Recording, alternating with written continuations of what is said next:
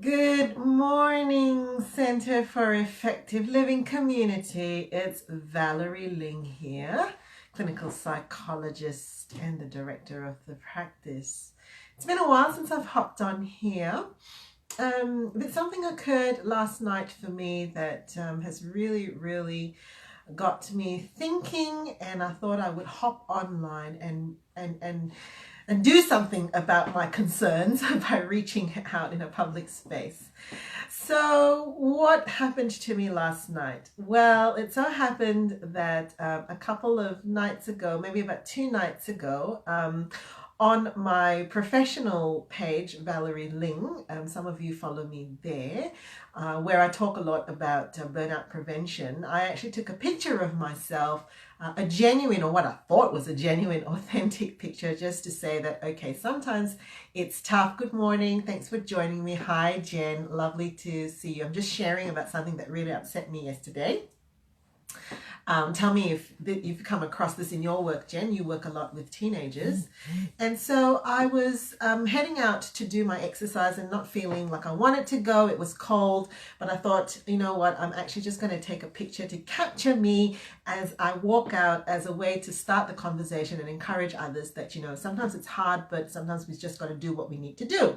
And I took a picture of myself, and I must admit, when I looked at the picture, I didn't really do very much. I pretty much was sitting in this same room and just took the snapshot. I thought, geez, I don't look too bad for someone who's, at the end of a long day of work and taking care of, home and everything. I had no makeup on, didn't have a shower, plumped on a beanie, put my scarf in there. I thought, geez, I don't look too bad. Okay, well, roll with it. Just take the picture and be grateful that I got a fairly decent shot of myself and put it up. Now, I then got some comments from some friends that said, geez, even that late at night, plonking on a beanie, you look gorgeous and things like that. And I thought, oh, okay, but this is not typical. Generally, if I looked at myself in the mirror at that point in time and I've plonked on a beanie and I'm going for a walk, I don't look glamorous. So I thought I would ask the technology and social media experts in my house, my two teens, whether they could tell me what was going on. And so I showed them my photograph that I had taken, and they laughed. They laughed at me and they said, "You don't look anything like that, Mum." And then they said to me, "I'm pretty sure it's your camera settings." And I went, "My camera settings? But I don't have an app. I just use my basic camera function on my phone. Like, I'm pretty sure." Lo and behold, when we went into my camera settings, yes, my camera settings had these beauty functions on. And I was horrified. I don't know when those beauty functions got switched on. I don't know how far back. I started to wonder whether all of the photographs I'd been taking were fudged, and whether now, as I hand over these memories to my kids, and who knows, I may or may not have grandchildren, but to the generations to come, there are these fake images of me, these so-called beautified images of me. And what were those settings? Skinny face and large eyes. Oh my goodness. I was like, oh, I'm horrified.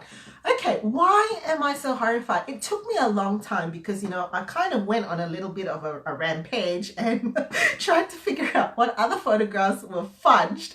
And then I tried to recreate some photos to, capture my real true essence on photographs. Jen says, lesson 1, never tell or show your teens about your social media pics. Well, I think my teens are just impressed that I even attempt to do some of this stuff, Jen. But yes, note to self. So I was, sort of on a little bit of a really fired up last night about all of this. And however, this morning I've reflected a little bit and I've been thinking, what got me so fired up? Why am I so aggravated by this? And I think the reason is because of my work, my clinical work, where we actually work so hard to help people to accept the way that they look, to accept who they are.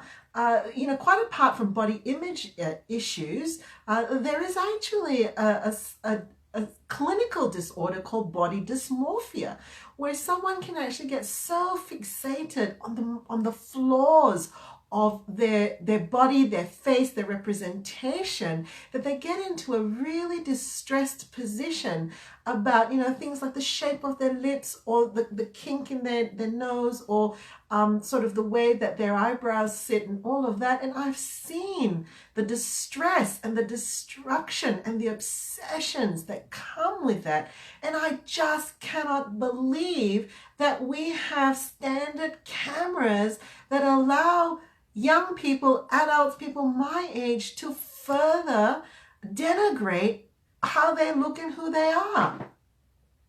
I just cannot understand or believe that we need to have such features in the first place. So what's in a face? I've been thinking about this. Okay, we do a lot of thinking about body image and weight and embracing our body shapes and looking at the function of our bodies and celebrating what our bodies can do. But what about our face? What is it about our face? Well, first of all, Jen says, never knew the filter settings existed. Have a look at your camera, Jen. I don't know how mine got set on that, but anyway, it was. What's in a face?